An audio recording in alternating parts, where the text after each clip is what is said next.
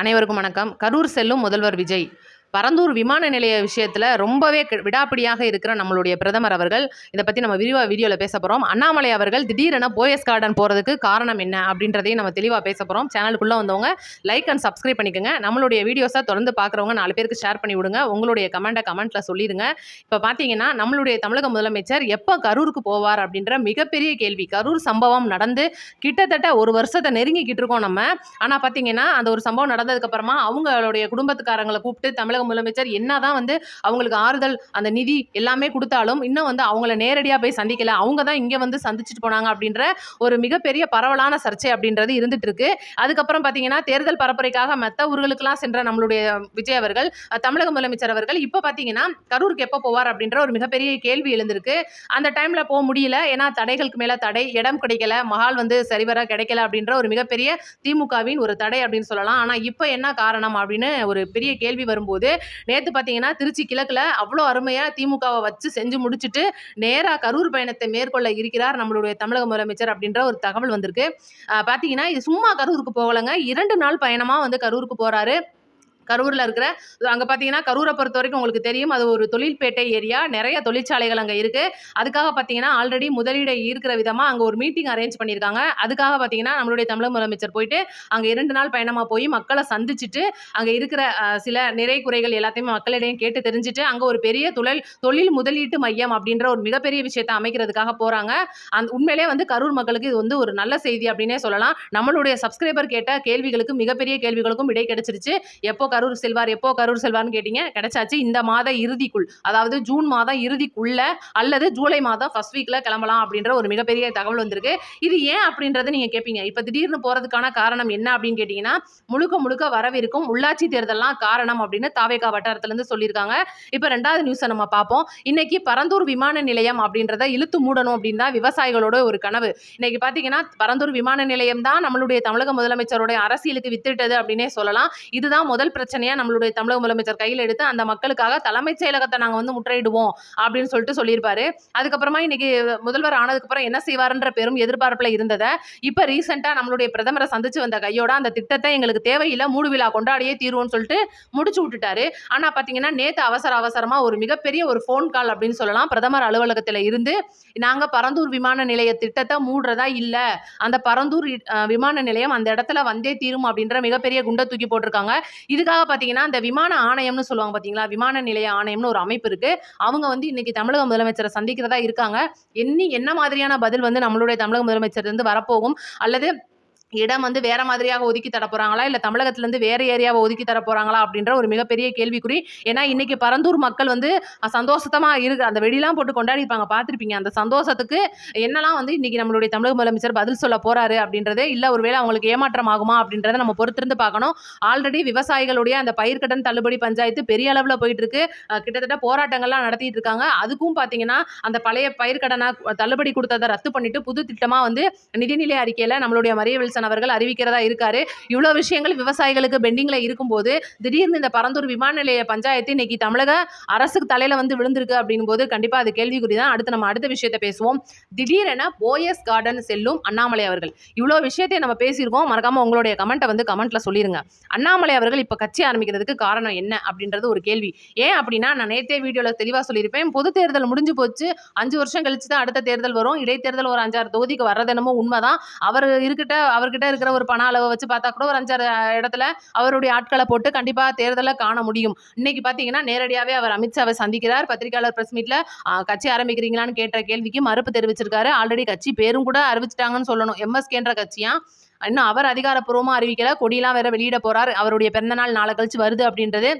ஆனா திடீர்னு அவர் போயஸ் கார்டன் போறதுக்கு காரணம் என்ன, அங்க அவர் யாரை போய் சந்திக்க போனார், இரவா அவர் போறதுக்கு காரணம் என்னன்னு கேட்கும்போது ரஜினியோடைய ஆதரவை பெறுறதுக்காக போயிருக்கார் அப்படின்ற ஒரு மிகப்பெரிய தகவல் வந்திருக்கு.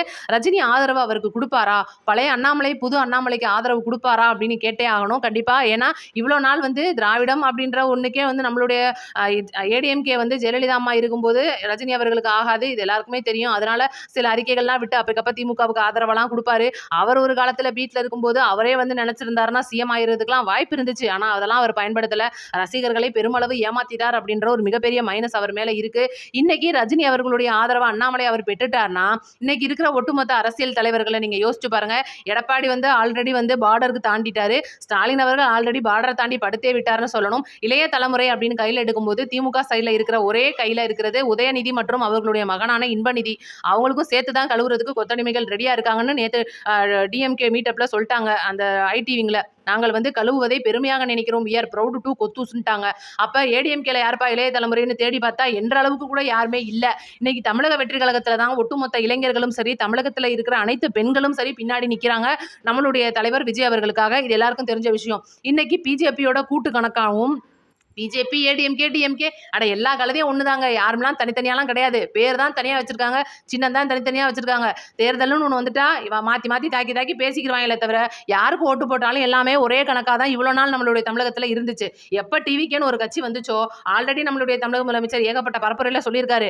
நான் எஸ்ஓபி மேல போட்டு தாக்கி இவனை தள்ளி விட்டுறேன், நீ வந்து தடை மேல தடையை போட்டு தாக்கி தள்ளி விட்டுரு, நம்ம 2 பேரும் மாத்தி போட்டு மாத்தி ஆண்டுக்குவோம். 5 வருஷம் நீ அண்டர் கிரவுண்ட்ல வேலை பாரு, 5 வருஷம் நான் அண்டர் கிரவுண்ட்ல வேலை பார்க்கறேன்னு சொல்லிட்டு ஓவர்னு சொல்லிட்டு நடக்கிறத புட்டு வச்சிருப்பாரு நம்மளுடைய முதல்வர். ஆனா அதுக்கு அதே மாதிரிதான் இப்ப வந்து பாலிசான அரசியலா வருது அண்ணாமலை அவர்களுடைய அரசியல்.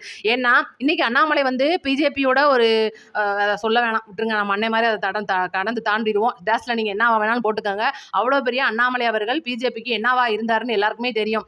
மாநில தலைவரா போக நயினார் நாகேந்திரனை வந்து பதவி மாத்தி பண்ணி இன்னைக்கு அவருக்கு அண்ணாமலை அவர்களை ஒரு மனுஷனா கூட மதிக்காம ஒரு பதவி கொடுக்காம ரொம்பவே வந்து இழுத்தடிச்சு தமிழகத்துல பிஜேபி வளர்ந்தத ஒரு மனுஷனை வந்து இன்னைக்கு இந்த அளவுக்கு பிஜேபியில ஒதுக்கி வைக்க காரணம் என்ன? ஒருவேளை மத்திய அமைச்சர் பதவி கொடுக்க போறாங்க, ஆளுநரை ஏதாவது ஒரு மாநிலத்துல தமிழ் செய்யப்பட்ட மாதிரி போட போறாங்கன்னு நம்மளும் ஏகப்பட்ட விஷயம் பேசியிருக்கோம்.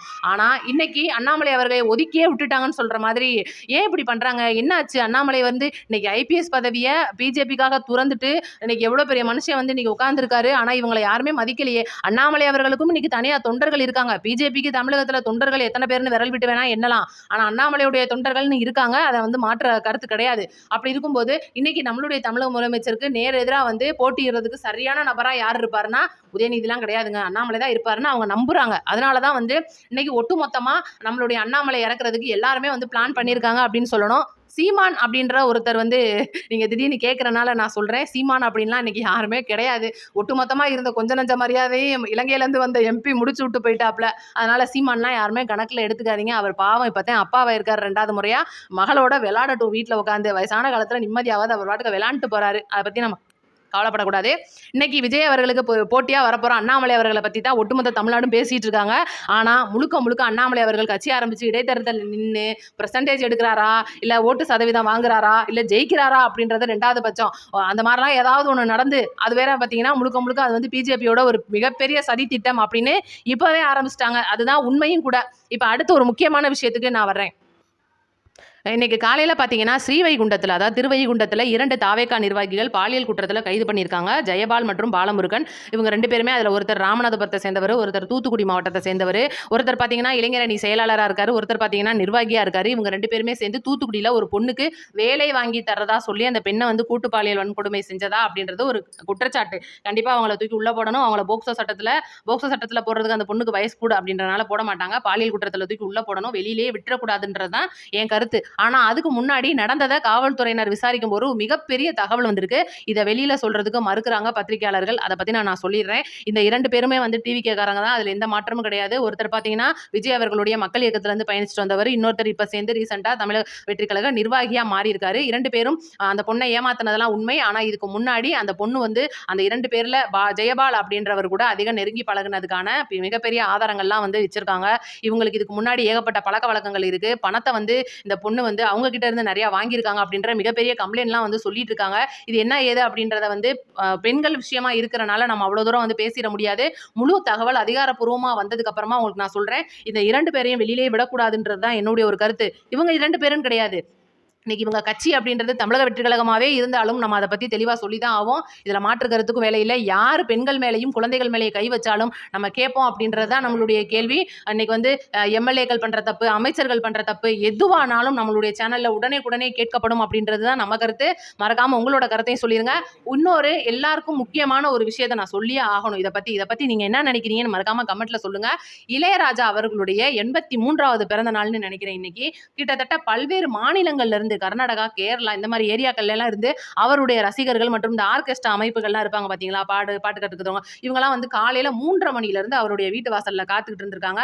ஐயாவும் பாத்தீங்கன்னா அவருக்கு வந்து வெளியில முகம்லாம் காட்டி போட்டோலாம் எடுத்திருக்கிறாப்ல. என்ன ஒண்ணுன்னா 83 வயசாகிற இளையராஜா அவர்களுக்கு ஏன் நன்றி சொல்ல மனம் இல்லை அப்படின்றதுதான் கேள்வியே. வந்து இவ்வளவு பேர் வந்து பார்க்க வந்திருக்காங்க.